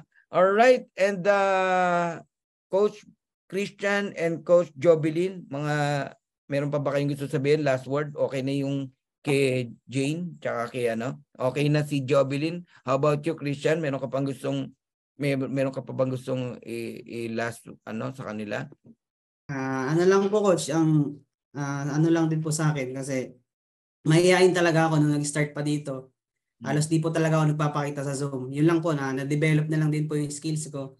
Tapos ayun lang, madalas kasi yung kasi ang tinitigan ko dito, hindi naman yung kung ano yung nakukuha ko kung sino yung magiging ako sa process. Lahat po tayo dadaan sa process, parang hagdan lang po. Hindi naman pwede na sa taas ka kagad. Kailangan kada step mo, yan, marami kang skills na matututunan tulad ng, yan, dito po yung speaking, medyo nahuhutal pa po, di ba? Ang pinakamalaga kasi exposure. Kailangan ma-expose po talaga. Lalo po sa ganito, doon po rin kasi mas mabilis po yung growth. Dapat, ako alam ko po kung kailan ako dapat magpatuloy sa ginagawa ko. Once na kinakabahan po ako, ibig sabihin yan, wala ako sa comfort zone ko, doon po ako mag-grow. Doon po marami ako natututunan kasi pag sabi nga nila, di ba, comfort zone is a beautiful place but nothing grows there. And ano lang din po. English yun. And yung pagkakaiba yung pagkakaiba lang din coach sa tips ko lang din, pagkakaiba ng mga kasi dito marami po mga successful nagjo-join na ano po yung nakita nila, doon lang po sana din makita din po nila, aralin din. Wala naman sikreto aralin lang po talaga yung business, i-share ganun, tapos makakatulong po sa ibang tao. Alam din po coach, pagka naunawaan mo na yung business, madali na lang i-share. Tapos pagka yung negative, hindi interesado, di next ka na lang, tapos balikan mo na lang din sila. Kasi as the time goes by naman po, padami po talaga yung tao dito kay Live Good. And sa 14 months pa, may get 1 million na po ang member ni Live Good po. And pag nagpaiwan na lang din po sila, and sa kanila na lang din po yun. Yan na lang din po coach, yun talaga, yung na-develop po dito, yung closing skills. Yan, kung paano mag-handle ng mga objections, ganyan. Ako kasi nagmamanual din po ako. Learning stage pa rin po talaga ako kasi bago lang din po ako sa ganitong industry and sobrang saya po nang na-experience ko dito. Yun nga, gumagaling na. Sa una naman po talaga hindi naman po, sa lahat po ng bagay. Sa una hindi po natin alam yun pakonti-konti, natututo tayo, gumagaling tayo. Basta paulit-ulit po natin ginagawa isang bagay. Tulad sa trabaho ko before, sa welding, hindi naman po ako magaling Hindi po ako marunong mag-welding Sobrang bigat po ng trabaho doon. Tapos, patagal ng patagal, yun. Parang, darating time, inaantok na ako sa ginagawa ko doon. Tapos, yun, marunong na po ako. Parang, naging successful ako doon Kailangan lang talaga na, gawin lang. Tapos dito, gagawin ko siya kasi mas maganda dito. Yun nga, yung nade-develop sa akin. Sobrang ganda, nakakarap na ako. Mayayain talaga ako kasi nung nag-aaral pa ako, hindi talaga ako tumatayo sa harapan. Mayayain po dito, nakakaharap na po, kaya nakakapagsalita. Yun lang din po, yung nade-develop. Kung ano po yung nagiging ako, kung hindi po yung kung ano yung ako, kung ano po yung nagiging ako. Ilan din po matitips ko lang din po sa katulad ko ng mga OFW, silipin nyo, aralin nyo, sobrang liit ng puhunan, sobrang malaki ang mababago sa buhay nyo. Ganun lang din po, Coach. Thank you po. Grabe. Obviously, guys, no? Sa mga namumutawi sa bibig nitong apat na to, alam mo talaga na masisipag mag-learn itong mga to, no? Mag-attend ng mga training. Yung mga lumalabas sa kanila, mga galing sa training yung mga yan, no? Na ngayon, baon-baon na nila, na from the heart, doon na nanggagaling, no? Sa kanilang mind. Yung mga example, mga ano. Para akong umati ng NDO talaga Grabe, no? Coach Ferdy, Coach Janet, di ba? Grabe. Maraming salamat. No? Learn skill and develop it. Sabi ni Maria Janet, ayan ang mga napulot natin. No? Get out from your comfort zone because comfort zone is a dangerous zone. Ayan, no? Ayan, grabe. And from Pearl Diaznes, tama po, kagaya ko, walang alam din. First time sa ganitong business, na-develop din basta willing matuto. Ayan, thank you very much no sa inyong apat and Coach Christian, miss ko yung huling kinain natin bago tayo maghiwalay, no? Yes, Coach. May natutunan po ako doon na yung ginawa niya po, di ba? Kasi bumili po tayo ng tatlong nagulat ako, nilagay po natin sa gitna, then pinagsaluhan po natin yung ulam nila. Balikan natin yan. Babalikan. Yes, sobrang sarap po. Coach Ferdy at si Coach Janet. Yes. And grabe, mabuhay kayong lahat. Sobrang ang puso ko'y umaapaw. Hindi ko man kayo personally direct, no? Pero daig pa, no? Sobrang mahal na mahal ko kayo, no? Ayan, Jobelyn, Christian Binluan, Mary Jane, Joanne. Sobrang thankful kaming lahat, no? Ang Dream Makers, DMW family ay sobrang nagpapasalamat sa inyong buhay, sa life story nyo, at sa inspiration na binigay nyo sa aming lahat. Mabuhay po kayo. Ayan. And Coach Janet, meron ba kayong huling gustong sabihin sa kanila bago sila magpaalam na rito sa atin? Yeah, just keep on going. Be determined And of course, resilient. Ituloy-tuloy nyo po yan. And of course, syempre, alam naman natin that you're not giving up on your dreams. So just pass it on. Kung ano man yung talents ninyo, your skill that you develop, just pass it on and always pursue to be a channel of blessings to everyone. Yes. Coach Yeah. Ferdy. Thank And you. again, no, maraming salamat sa inyong apat. You inspired us a lot, no?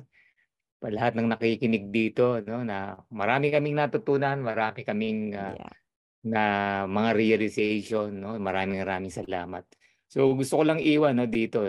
Ito big learning ko talaga sa apat na to, no. Para sa mga nakikinig pa, no, na nandito, no.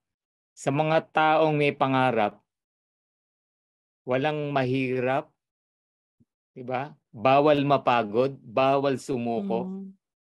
'Di ba? And dapat manhid ka o bato ka sa rejection, no? Ganun po dapat ang ugali o yung karakter natin. Dapat ang tinitingnan mo lang yung pangarap mo. So with that, good evening po sa inyong lahat and good luck sa ating lahat. Okay. 5 years from now, lahat tayo mayaman. Yes, yes. Grabe, no? Ang gaganda. Focus on your dreams, ah. Thank you, Coach Ferdy. And busog na busog po kaming lahat. Ayan, dami rin nagbe-message, no? Sa topic ngayon. Kaya nga, sabi ko naman sa inyo, ang Lunes, no? Laging surprise yan. Di natin alam kung ano mangyayari. Hindi ito nakaprogram, ha? And nakita niyo naman, no? Ang galaw ng Panginoon sa atin. So, thank you, Lord, no? Sa binigay niyo pong inspirasyon sa amin. Marami po ang napagpala dahil sa buhay nitong apat na to na aming guest. Ang prayer ko kayong apat ay talagang ma-reach nyo ang diamond rank, even crown diamond. Dahil alam ko mabubuti ang inyong puso. And bless ang inyong mga upline sa inyo, maging ang inyong mga downline. So God bless sa inyong apat. Mabuhay dream makers. And kita-kits tayo sa tugatog ng tagumpay. God bless you all.